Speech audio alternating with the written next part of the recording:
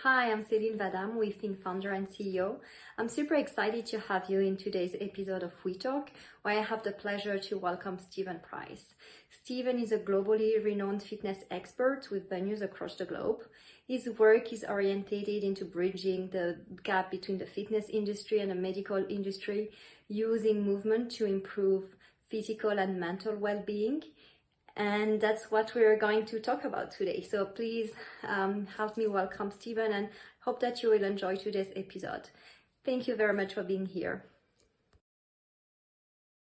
Today, I'm super excited to be with Stephen Price, who is the founder of SP&Co and is doing so many things. Actually, it's hard to really describe all you're doing. So you're like an expert in the fitness industry, medical wellness, using movement to heal. And for wellness, you're doing also some great work for oncology. And here again, like how movement can help in fighting cancer. So I guess I will let yourself introduce yourself. It's much. No, I think no, thanks so much. It's lovely to it's lovely to speak to you. Yeah, I think look, I'm from a background of physical activity, so a background of health and fitness. But I think some of the strategies that we've been using over the years, it's not as if necessarily the strategies differ, but I do think the areas that they touch in the industries change a little bit. So for sure, we've been quite heavily involved in supportive care programs from diagnosis onwards, predominantly in oncology, but certainly some other areas as well. It's interesting for me when I work on the clinical side because I think we're able to also reference our hospitality side of the business, which is predominantly spa, hotels and spas. And so you're able to maybe reference how the environment and the service plays such a huge role in creating lovely experiences. So, and then I have my own clubs, of which my own clubs are I would say, probably within our group, that's the sort of that's almost like my playground. So I'm able to explore using traditional medical systems, various complementary therapies alongside physical activity. So I think that there's three areas in the business: the clinical, the hospitality, and my own clubs. So yeah, I think across the three, what is fascinating is that actually the same strategies keep coming up. Having the same strategies seem to have quite a lot of impact in different areas, so it's quite reassuring actually. But it's taken the company's 20 years old, so it's taken it's taken that long really to sort of almost explore and be able to talk confidently about the area of movement. And still now, so I set up the business when I was early 20s, very early 20s. I was a different human. But actually, it is interesting. All the things that I thought then and all the things that I believed in then, I probably feel as strong about, if not more strongly about now. It just so happens I can reference actual things. I got more experience, but interestingly, the message and hasn't really changed a huge amount. And I promise you, I was looking for other things, but I still find it fascinating every day that the power of movement. I used to find it, fascinating in terms of, or maybe I could, run faster or lift more or be, that sort of, more athletic, and it related to performance. But I do find it now that it relates to, for me anyway, the impact is more around quality of life, and I've definitely seen the impact in health related quality of life, two slightly different things, but so how movement really touches all areas of your life really. Yeah, and it's really interesting also to see that how the perception of moving and movement evolved, and that's why we're talking today. We're about movement and not putting the fitness label, because there's such a specific perception of fitness which was associated to weight loss, and you were not going to the gym because it was good for you. You were going to the gym because you wanted to lose weight. Whereas now we really starts to understand that actually moving is part of what your body needs as much as what you eat. Your body needs to move. And there's a lot of medical research now available to prove that.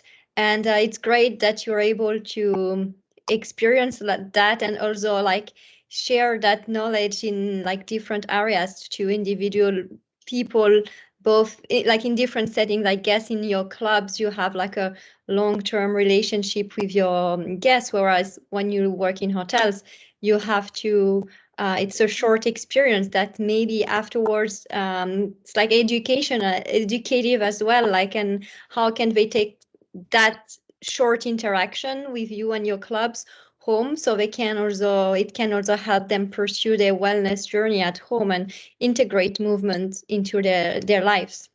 Yeah, absolutely. I mean, it's, I suppose we all know that sort of your own well-being is always in flux. It's a day on day, it's an hour on hour thing, really. It's a day on day thing. So I think it's the more that you look into it, the more that you're confident to be able to manage that. You have good days and you have bad days, and sometimes that's good weeks and or bad months, bad years, whatever. So it's and we don't know what's around the corner in some ways. You don't know in terms of your own personal situation will change, or your own health status will change. You just don't really know. Yeah. So it's almost one of these things that you're eternally trying to fight this big picture about preventing yourself from getting all these nasties, from pushing yourself at both ends. But actually it's these day on day moments that really count. And I do think that movement is one of many strategies, but movement certainly I think is one of the simplest, that actually you can use as a strategy day on day to help you manage these fluxes, this sort of this well-being flux. And so I do think also it's funny that we, in terms of physical activity, we kind of go, okay, well, look, like you said, there's fitness, there's performance, there's prehab and rehab, and there's movement. But actually the one thing that what we work on, that we know really, that in terms of your quality of life and in terms of your health related quality of life, it's really a lot of the gains are done at the bottom end of the spectrum. So it is very much as I'd like to say it was different, it is very much little and often. But what I find is that leads to other things, and that's fantastic. So during the year it might lead to you going, well, you know what, I've been consistently moving a little bit more, I'm really happy, but actually I've got a gap in my diary for the next month, or there's an event I want to train for, or whatever. And then you move into the fitness or the sports, but the main issue is that when you're out of that, is that you don't go back to zero, you go back to this default setting, and all the time you have strategies nutritionally, I suppose coping strategies as well, but movement is also one of those. But you have a range of strategies that just help you tick along day on day. And I promise that sort of you see it also very, very, very graphically when you work in a clinical with a clinical population. You see how powerful doing a little bit of doing something for yourself consistently. You see how powerful that is in really supporting you to challenge treatment and to fight your diagnosis and stuff like that. And I think that's really important. It basically breeds positive intent. And I think sometimes when it's really important to try and learn from that environment, because unfortunately that you don't really want to be in that situation to learn. You want to be able to put it into your everyday life, and I do think all of these little things that we do for ourselves, and movement is an amazing way of doing it. Basically it's there to breed motivation and confidence and positivity, and once you start to layer that in every single day, I've never really met a lazy person. I've never really met an undriven person. I've never really met someone that can't be extraordinary or isn't extraordinary in their own world, whatever that means to them. It just so happens that I think sometimes in the quest for that, in the quest for like being that extraordinary person, we sometimes lose track of the little steps. And actually, look, we all know, we're all smart enough to know it's just doing it that we need these little strategies and these little steps, and an accumulation of well-being strategies leads to helps you fight against an accumulation of other nasties. So for instance, there's never a quick fix for stressful situations, long-term stressful situations. It actually is a slow accumulation of good habits leads to you being able to maintain positive relationships with people around you and yourself, and generally that leads to extraordinary things. So I think movement for me is something that, you know, does that at such a physical, it's such a physical level that actually in some ways I've changed the approach, my approach, certainly over the last certainly 10 years, but I would say probably a little bit more than that. But West actually my approach to movement is a little bit like do first, think later. And you know, because I know full well that, you know, a little bit of mobility work, you know, helps me feel a little bit better about myself, but actually helps my neuromuscular system, helps my immunity, helps all that. But, you know, you can overthink these things a little bit and just go, actually, I know full well I need to do something. I can't do nothing. So while it's this procrastination that sometimes I think in well-being as well, we often look for the trigger and why we're doing this. And actually the general rule is I've never really been involved in a rehabilitation program where you do nothing. Like, I don't see that the concept of rest, I think, is a bit misunderstood.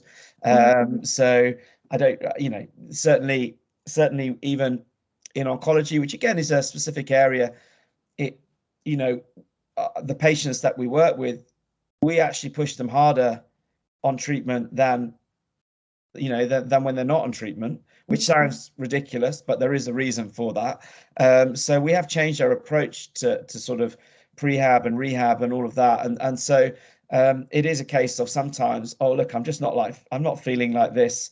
You know, what's the optimal for me to do? And if I'm looking for the optimal, sometimes I just sit staring at the ceiling a bit too long and then I don't do anything. And actually, you know what, today's the day I'm just going to do first thing later. And I'll go and do 10 minutes, 20 minutes for myself, whatever feels good. It doesn't matter. It will lead to something else.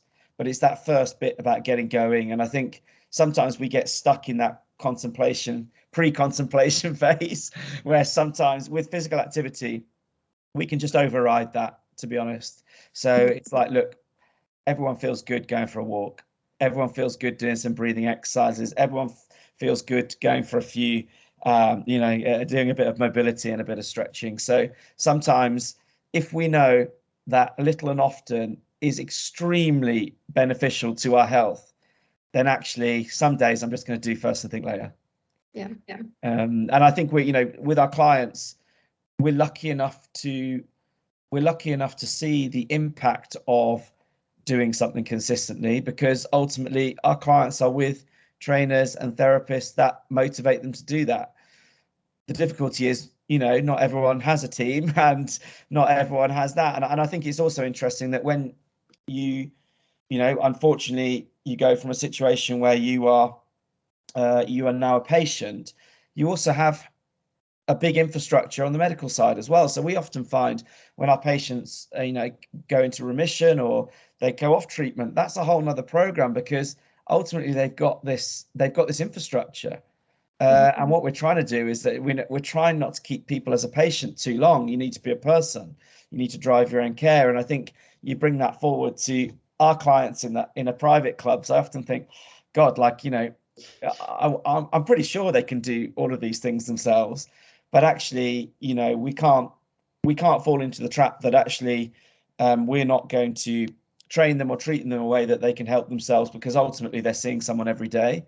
So what we have to do is put a strategy in place where firmly, if we were not there, then actually it's fine. They can carry this on. They can do it. They know some days are better than others. If they want a performance goal, they know what that takes.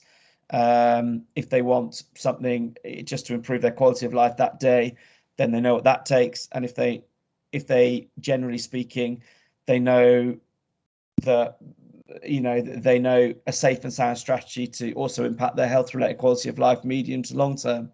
So there is an education process, but amongst all these things, but at all areas we've got to promote people to discover themselves as well. So do first, think later, you know. I think one thing that's very interesting as well with movement that you touched based on is the relationship between the body and the mind. Because when you move, when you exercise, it's not only for your body, it's really doing something for your mind, and at different level. Like I really like Tracy Anderson, you know, like her method, like it works well for me. And she says that emotional knots becomes physical knots. And it's true, like when you move, like sometimes you move to a certain direction and then you start crying or being emotional, and you're like, ah, there you are, that's where this emotional knot was hiding, and that's how I managed to get it out. And there's yeah, like all these emotions that we keep in our body that can be released through movement, and also all these endorphin and release of like good chemicals to keep us happy by doing movement. So there's so many benefits of movement. And another thing that I like that you just said is the accountability, and the fact that will is not always enough to do the things, and having like that strategy, having that planning, like taking care of ourselves actually require planning and commitment, and showing up every single day to do the right thing that is good for us. And we underestimate, especially these days, we underestimate the value of that, of resilience, of yeah, of showing up. And everybody tries to sell us a magic pill, or like a magic like electrode fitness session, so you don't have to go through the process of the exercise. And we're losing so much from trying to do the shortcuts, and at the end of the day, on the long run, it doesn't cover it. Yeah, look, there's two things there that stand out. Is that I have constantly been amazed at the relationship between mind body. There's the emotional element of it, but there's actually the physical element of it. So one really does lead to your body. Mindful strategies, coping strategies, all they actually lead to a huge physical performance element, which we see in sport, because I think some of the most successful athletes do this very naturally. And actually, when you're working with an athlete that is probably a little bit scared of failure and stuff like that, it's often the hardest thing, because the physical training someone literally physically is actually quite formulaic in one way if you were looking for elite performance. But it's actually, in essence, there is a strong link between, your mental resilience and actually your ability to lift, your ability for power, your speed and strength. So you see the physicality element as well, on top of the the emotional knot and the physical knot and all of that. And the thing that I see it most in is that we, way back when, we actually did strength tests on patients before diagnosis, right before they were going to get a nasty diagnosis. And it was so 20 minutes later, after they'd got, not particularly great news, their power and strength had dropped 60, 70%. Mm-hmm. So they are the same person. Yeah. They're the same, their neuromuscular system is the same. But what happens is, through external stressors and through situations and various stresses on your mental health, it has a real profound impact on your neuromuscular capabilities. So it's totally reversible. So Wes, for instance, if I got up, I would be very nervous speaking to you and thinking, oh, I don't want to go off on a tangent. I don't, whatever, like it's too late. And so actually in my body, there's a physiological response going on that makes me feel uncomfortable. And actually I get short of breath. I talk quickly and blood flow restricts. Our body, interestingly, doesn't really doesn't react in unique ways. The trigger is very different. So this has triggered me. But actually, if I was performing and I had some people watching me, and I used to be a very poor cricketer. So if someone, let's just say the stadium was full in cricket, and I could put myself back there mentally now, and I could smell the grass, I could see the ball, I can play, and I'm totally at ease. And my body operates miles better than when I'm off the pitch. So when I'm off the pitch and I'm with people and I'm talking about things I'm nervous about and I don't know them, then actually I tighten up. And so what you end up doing is, looking for me when I went into business, for instance, is understanding that actually the role of the nervous system is that when I used to get my first VAT bill, And weirdly, I used to panic and go, oh my goodness me, I didn't even know that existed and all of that. And all I do is go, well, actually, I have a natural coping strategy. I know that actually under pressure, it just so happens that was a sporting pressure, I was fine. Actually, in this life pressure, I'm not. So I would actually just take what I did in sport and I would look at my VAT bill and I'd do the same. And all of a sudden, physiological function comes back. Like my heart rate lowers a little bit more. I have clarity of thought again. Actually, blood flow is not restricted. And you know what? Actual movement, power, strength, and all of that increases. So with our patients, we see the effect of drug treatment programs, but also the situation, which is dreadful. We see really a very quick biological, physical aging process. So someone that is 60 years old will present physically 80, 90. It's totally reversible. So you could but it's not reversible doing nothing. So actually movement overrides this inhibition in your nervous system. So it's almost like a really quick fix to actually just make the nervous system go, okay, look, I'll settle down a little bit and this, that, and the other, because really there's a lot going on, certainly in a patient environment, that you can't explain. So actually, if you can't explain it, it breeds anxiety. So and actually, it really displays in your physicality. So, and the first thing is that we want you to be able to get changed, brush your teeth, brush your hair, get out, go and see friends, have a coffee, and this, that, and the other. And actually, if physically you can't do it, then that's a real issue. So that's why movement actually sort of releases this neuromuscular inhibition, we call it. And when you see it at that level, it's fascinating. And you actually see really by doing so little, how much we can do for ourselves outside of the patient environment. And the second thing that you touched on there is that it requires, to a certain degree, it requires the confidence to almost take yourself a little bit more seriously. And I think sometimes with commercial health and fitness, people talk about it, they talk about it over dinner, they're very evangelical about it, and it can be a little bit off-putting, to be honest. You're a bit like, oh God, I'm never going to be able to do that. I'm never going to. So, and actually you lose confidence and you lose what we call we lose sort of physical literacy. And physical literacy is this concept that when we were little, we did PE and we did tennis and we did swimming and we used sports and PE and all of that to socialize and also grow your nervous system and general physicality and all of that.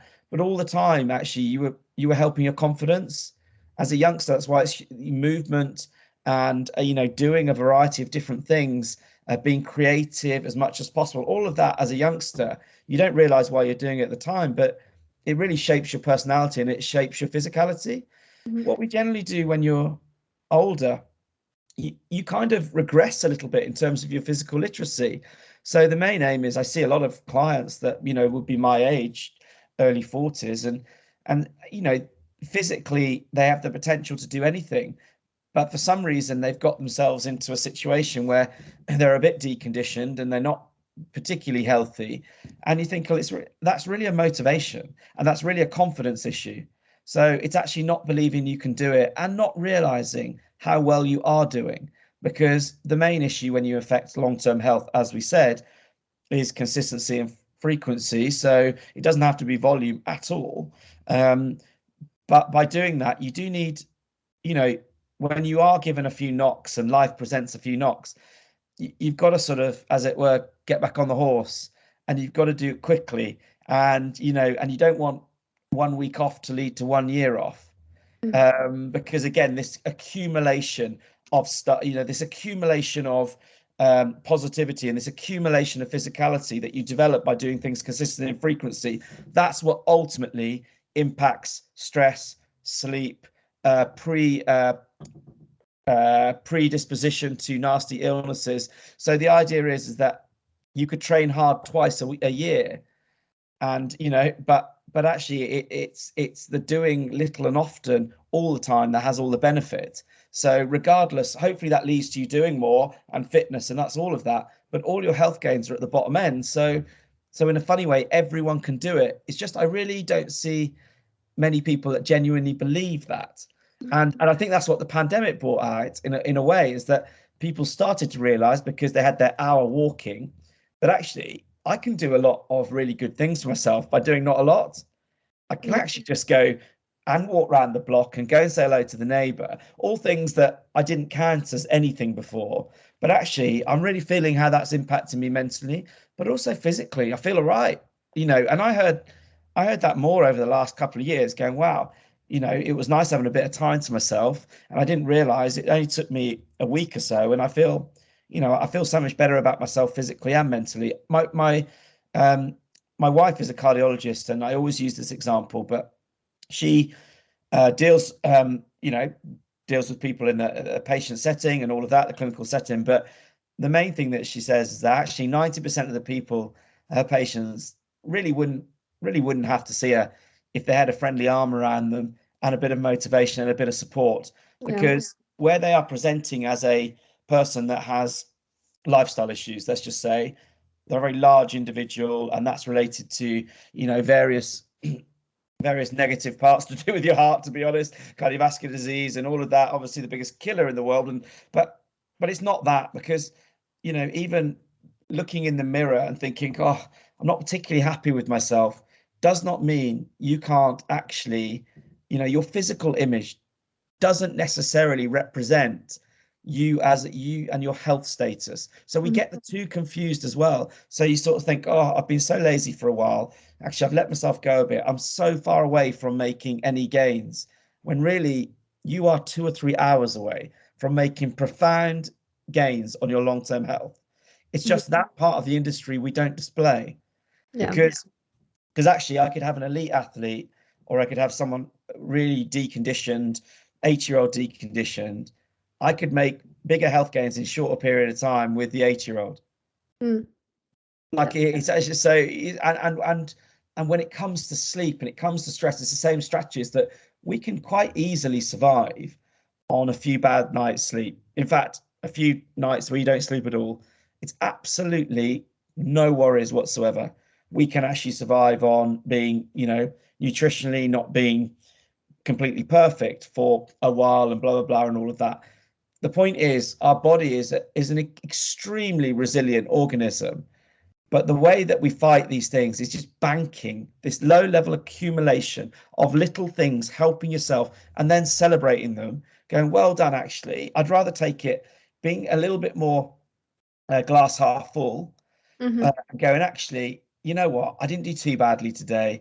Last night, in the whole grand scheme of things, I couldn't sleep, but I turned my phone off. I tried to do a couple of breathing. I tried to help myself. You know what? I'm trying. And actually, I'll celebrate the fact that it's never going to be perfect.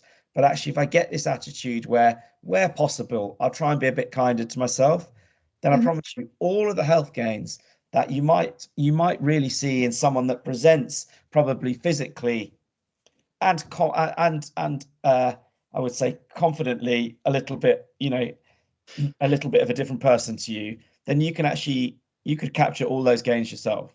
So I think it's with age, this concept of physical literacy has always fascinated me, and that's why I think there is a role for SPA, there is a role for my clubs and all of that, like personal training and that. Like, really, what do we do?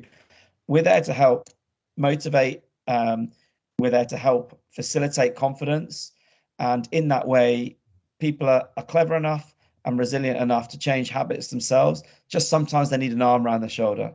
And I do think that, that's where friends and family play such a huge role. And we see that clinically more than ever. Those with close friendship and close family ties are the ones that fight treatment, and they get support to fight treatment. And, quite often you'll unfortunately be working in some areas where you'll have a patient that won't have anyone to come and visit them for 2-3 weeks or whatever. And you see, actually, that person is not driving their own care. They're literally sort of, we use the analogy, they've just kind of made their bed and they're just going to lie in it. And what we have to breed is actually a patient and a person that gets out of bed, doesn't accept their lot, drives their own care, drives their own treatment, drives their own health and fitness. It doesn't have to be compulsive. It doesn't have to be like excessive. It's just little and often, and it would have a profound impact. And when we say little and often, above what we have found, above any other strategy I can think of, to be honest, short and medium term, that's movement. Movement has that impact. So you can't get the gains nutritionally, short or medium term, because that's a longer lifestyle goal. that's a longer, that's a behavior, that's a long, and it's very complicated and it can be a bit confusing and it throws you off. Coping strategies and all of that, I think that plays heavily into movement anyway. But, sometimes when you are exploring the trigger and why am I feeling like this for extended periods of time, then it can knock you off the one strategy that never changes. In every single program that we do, we have one strategy that is pretty much the same, and that's movement. Mm-hmm. When we come to complementary therapies, when we come to nutrition, when we come to all other areas which I'm passionate about, they actually change a bit. So it's actually movement is the simplest and actually is the most impactful short and medium term to health-related quality of life. We know that. And actually movement gives you the most, there's the most options, because without sounding even more cliche, every single little thing counts.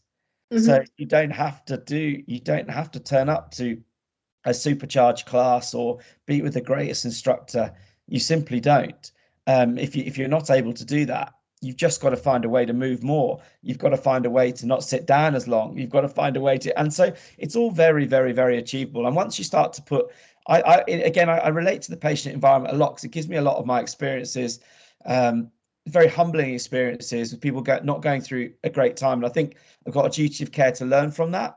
And again, like the hospitality side gives me this, like, I just find it fascinating because I just think the service and the environments are really, they're the most exceptional environments to change. They could be completely positive catalysts for health change because clinic's not very positive with that. And then my own clubs, I try and bring them together. But of course, I can't emulate the service and environment because, I don't own huge buildings. And actually, when it comes to lifestyle, we do want to use traditional medical systems. We do want to use little experiences. And in clinic, we can't do that because clinic is actually, we've really got to be accountable for every single thing we say. And actually the drug treatment program is the treatment. The surgery is the treatment. So we're just supporting that.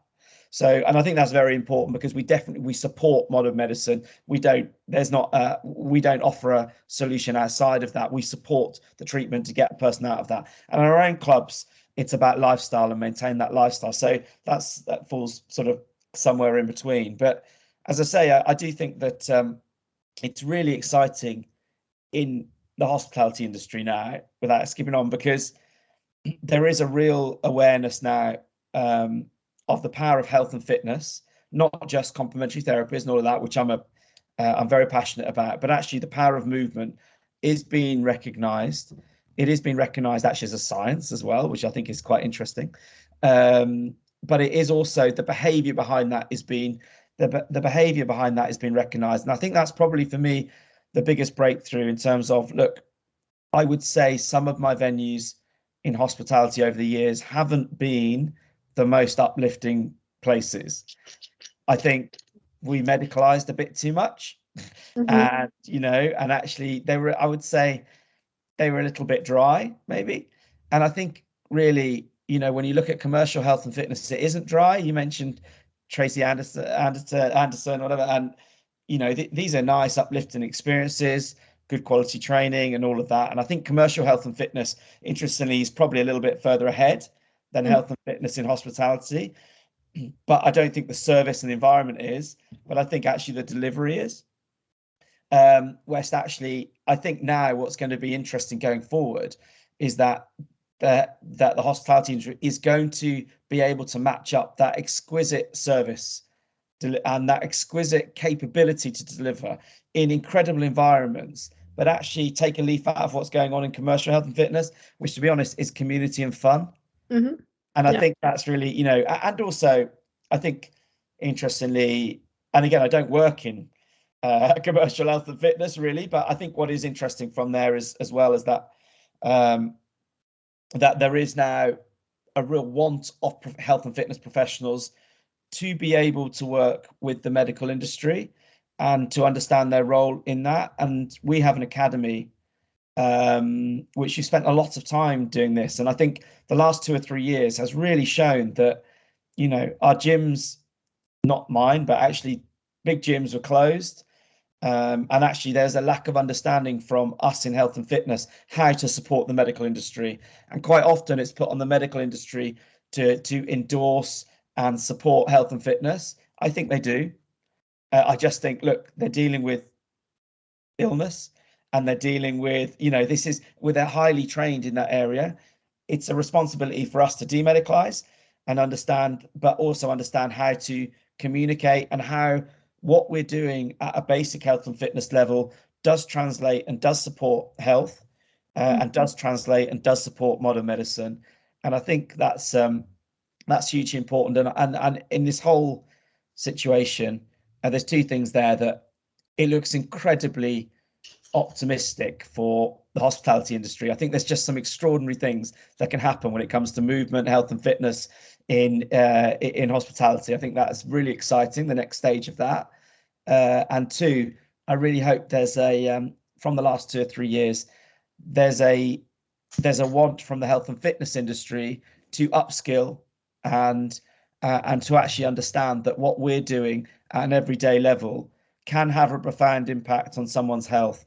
But we've got to be at a level as professionals to be able to recognize it, facilitate it, not put barriers up to it, understand the level that we operate, understand the lane that we run in, and take ownership of that, instead of trying to be everything to everyone and all the rest of it. So I think it's a really exciting time, and certainly from the work now that we're doing in the hospitality industry, I've never seen a period of time that people are more collaborative. And it's really, really exciting. And I think, as I know that, you're a consultant, I'm a consultant, I think we have a big responsibility to actually now produce the right solutions for hotel partners and owners. And, they might not come in the classic form, I don't think. I think we should look outside the industry for collaborations, and look for great partners outside of that, because, like in anything, really, who are we to say that we do it better? I think you have to learn from other industries as well a little bit. But I think it's such an exciting time. So, and I think that the hospitality industry is starting to recognize the value of the fitness industry, and that it's a specific task, and it has really big impact on people, body health. And you can't just let the director of finance order a few machines and just put them there, like there's that amount of square meters, we can fit 2 machines like this, 2 machines like that, and we're good. And put that in the basement so we can say we have a gym. Now guests are more educated into their own fitness, and how they practice when they're at home, and they want to be able to continue that when they go to the hotel. So it's also the hotel's responsibility to recognize that and work with the fitness industry to really create spaces where it's not just a bunch of machines put there. It's really like a space where guests can move and do continue their movement journey, and maybe also discover new things. Or the thing I love about movement, and as you said, why it makes it such an incredible tool for overall health, and an easy tool, is that it can take so many different forms. Doesn't have to be going to the gym and lift weights. You can go for a walk, you can do paddle boarding, you can go climbing, you can do whatever you want. There's such a variety of things to do, even in your job, depending on what you're doing. If you're moving, that can also count and into your movement dose for the day.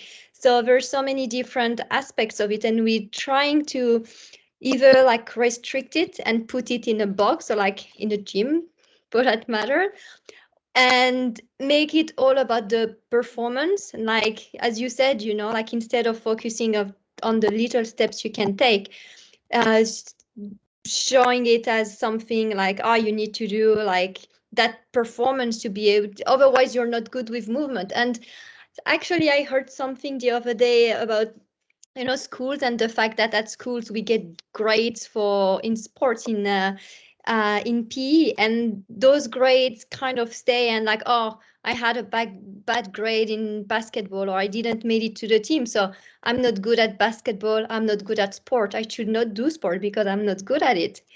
And then as an adult, then we lose this, as you said before, this confidence of doing sport or of doing movement, because we think that it's not for us, we're not good at it. So again, like helping reestablish this connection between, like, no, everybody can move, everybody can just put some music on and dance, like that's moving. Yeah, And creating, like in hotels, there's I love hotels because they're like a mini city yeah, where you can put everything, like everything in play, and you can create experiences, and you can put all these elements together, and they really have like an opportunity through the design, instead of taking the elevators, make a nice walk with the stairs, with, I don't know, artwork, so people it's inviting people to move and take the stairs instead of taking the elevator. Or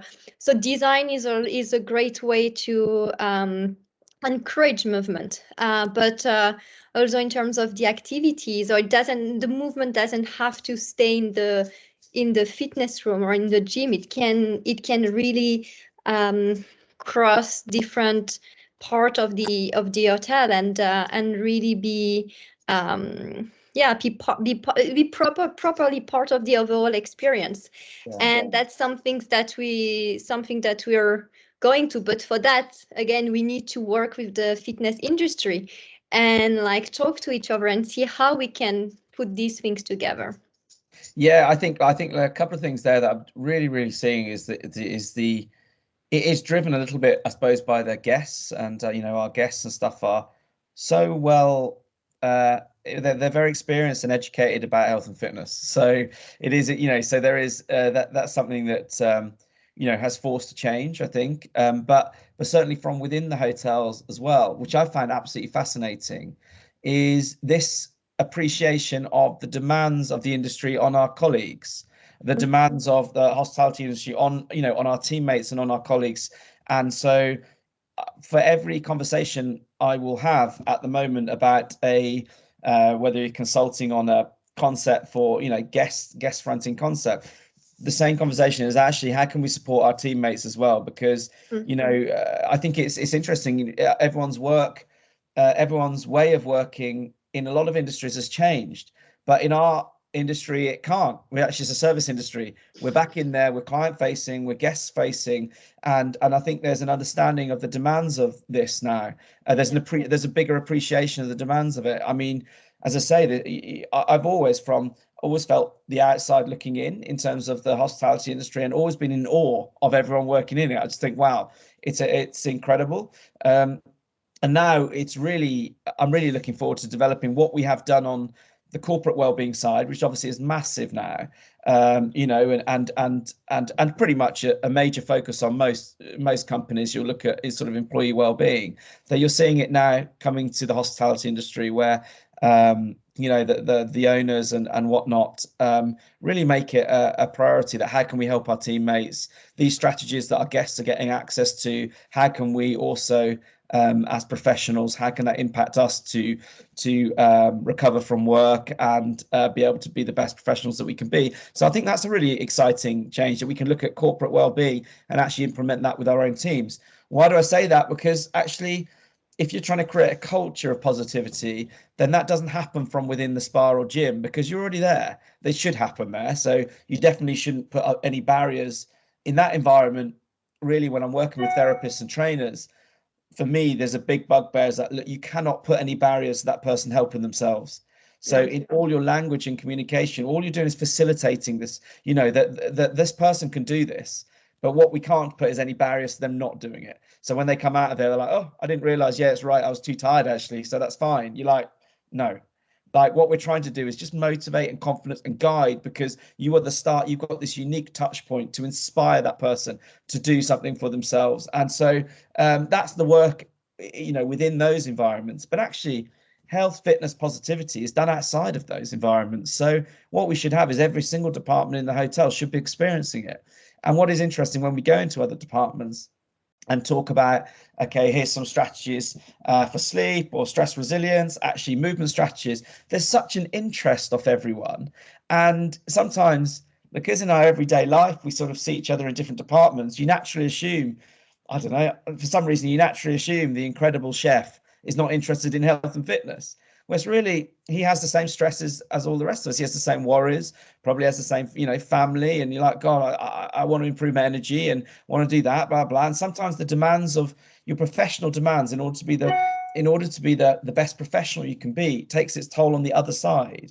And what you want to be is the best professional. So you understand a little bit like an athlete would do. How can I make myself the best professional? Well, I know I need to move, but I don't know, I know I need to eat a little bit better. How do I do it? I know I need to cope with stress a bit better. Like, we're all intelligent. So I think in an interesting way that I'll see that, health and fitness now, certainly will follow in hotels, will follow a little bit like we're seeing in the corporate world, whereas actually it'll go into every department.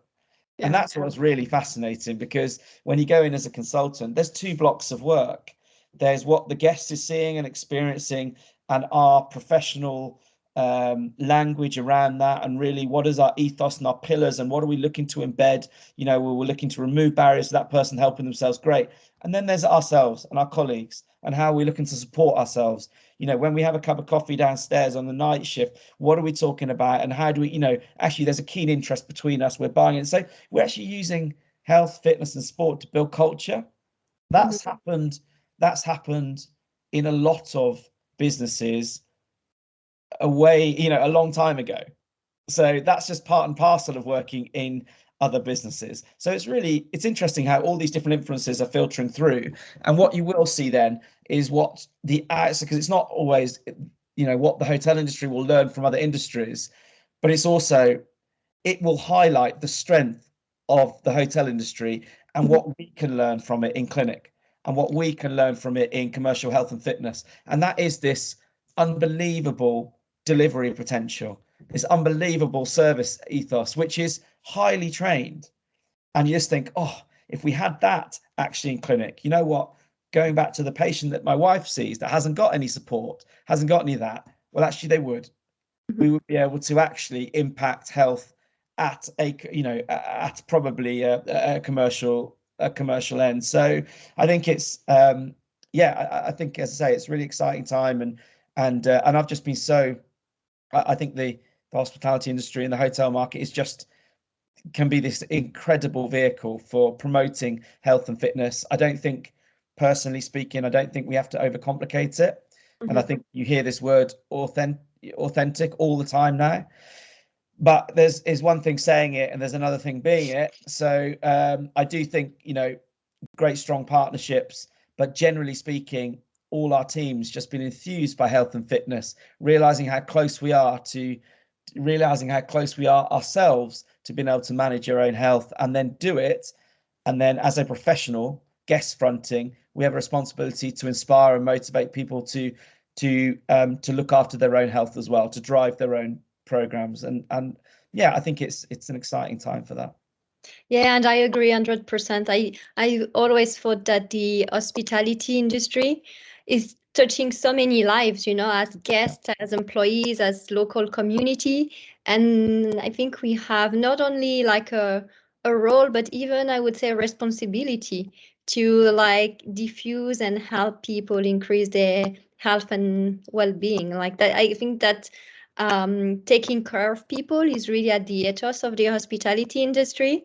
And like health and fitness is the most important thing of people. So we really have like an important role to play into taking care of people through health and wellness. So no, 100% agree, 100%. Just before I let you go, can you give us, I know you're working on a new project, on a new hospitality project. Can you say a few words around that project you're working on? Yeah, so as you know, I've got a group, like a health and fitness group. So we've got a few different companies and concepts. I've never ever, I've worked in spa for 20 years, but never gone down the route of developing a product. I never wanted to develop a product because basically all our concepts are the human proposition. I love working with guests, clients, patients, and all our teams love doing that. And I like the education behind it. I just thought that, we've spoken about here. I thought really there was, and I suppose it's led to this conversation as well, really, because I've sort of bent your ear about it before, but I've just been totally shocked and also pleasantly surprised, but at the power of low level movement, more so, say, the last 5-10 years, just in the patient environment, and I just think it's so simple and positive and impactful. And what I generally felt was that, there were, why would I do a product range? I would do a product range because if I really cared about a message behind it. So if I would do a product range, if that could become a vehicle to help, almost help someone, empower someone to do something for themselves. So I thought, like 4 or 5 years ago, I thought, you know what, I think we should try a product range of which I can attach services around to inspire people to move more. The product is called Movementum, so creating mental and physical health through the power of movement. We have a couple of treatments associated with it, and we've got a range of classes around movement health. So all we're looking to do is top and tail the physical activity bit. So get your mindset ready to do a little bit more. When you're there, try as hard as you can, and then once you finish, let's get you ready to go again. And it has got a product line with it, and it's got a range of professional services. So we're launching now at a hotel in central London, but also it was never the plan, to be honest, to create a spa concept, but it just so happens I think the timing has been right. And I think it goes to show, to be honest, I think in anything that if you genuinely believe in the message, then things tend to go quite well. And I'm really excited by what Movementum stands for. It's something that, again, it totally represents what we've done as a business. So I'm very proud of it. And it just so happens there is product. It just so happens there are services. But I am fascinated by what it takes to get someone going, and then what it takes behavior-wise to keep going. And I found this pre and post physical activity piece as really probably the areas that we can impact most. So we've got this beautiful studio that's open that guests will be able to just drop in and do 15-minute classes before they go off and do some further activity, or not. They could just do the class and go. So they're very short classes, but it's all these little sort of pokes to get you sort of focused for the day, and also regenerate you so you could go again the next day. So I'm really proud of it. We've got a cracking team that's developed it. So we've taken all the clinical know-how, but really in terms of a spa concept, I always thought that what was interesting, we were developing concepts or part of concepts, it was very difficult to get the message from the treatment room into the gym. It was just very difficult. So this particular concept means that, spa therapists can also deliver the classes, can also deliver the mindfulness piece. Personal trainers can deliver the treatment piece as well. So what I want to do is, I think in spa, you have that relationship with a therapist or your trainer. So we're looking to affect the bottom end of health. We're looking to get people going and supporting them on that movement journey. And I think that actually the more tools that we can arm a trainer or a therapist with to do that, so they can personally create a client journey, then great. So for instance, you might go in and do a Movementum treatment. That same therapist then the next time can go, okay, I'll do a functional treatment with you next time, which is from lying down to sat upright. And then actually I'm going to take you to the class, which is we're teaching various breathing techniques and low-level mobility. The same person is holding your hand into the class. You do it. So you can actually, outside of, in the clinical world, in commercial health and fitness, I can create a pathway for a client. Whereas actually what we're doing is that we can create a pathway for a guest, if they so wish, to be more active and sustain movement over a longer period of time. So I'm really happy with the model of care. And obviously, whenever you're in London, please come and please come and try it. So we're launching now. So yeah, so it's really, but it's been more than anything, to be honest, it's been a passion project because again, I can sound a bit evangelical about movement, but honestly, it comes from a place. It really comes from a place from seeing the impact of it, really. So I'm really excited by it, and if it can help motivate and people to move a little bit and sustain them to move a bit more when they're doing it, and encourage them to be a bit more frequent afterwards, then you know what, I think our job has been done, really. So yeah, that sounds so exciting, and yeah, I will definitely come and see it as soon as I can. And really good luck with the launch. And it's great to, yeah, you're doing so many great things for the industry, and like putting different words together. And yeah, wishing well, you I'm so excited to see how the industry will take health and fitness forward, because I just think it is the perfect industry to do that. And there are some extraordinary operators and extraordinary sort of minds in that. And I'm really looking forward to seeing what they do with movement. I think it'll be really exciting. So yeah, can't wait. But thank you so much for your time and for this really like passionate conversation with you. It's super interesting. And yeah, thank you so much. thanks. Lovely to see you. Bye-bye. Lovely to see you too. Thank you. And yeah, all the best for your Momentum project. Thank you. Thank you.